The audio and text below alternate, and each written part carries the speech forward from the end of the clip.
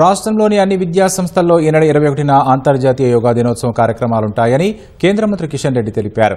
ఈసారి ప్రధానమంత్రి నరేంద్ర మోదీ పశ్చిమ బెంగాల్లో యోగా దినోత్సవంలో పాల్గొంటారని చెప్పారు. ఈ నెల 20న ఎల్బీ స్టేడియంలో 24 గంటల కౌంట్డౌన్ పేరిట యోగా కార్యక్రమం నిర్వహిస్తామని తెలిపారు.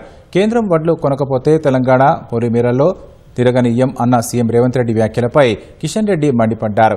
రేవంత్ రెడ్డి రాజకీయంగా నిరాశ నిస్పృహలో ఉన్నారని విమర్శించారు.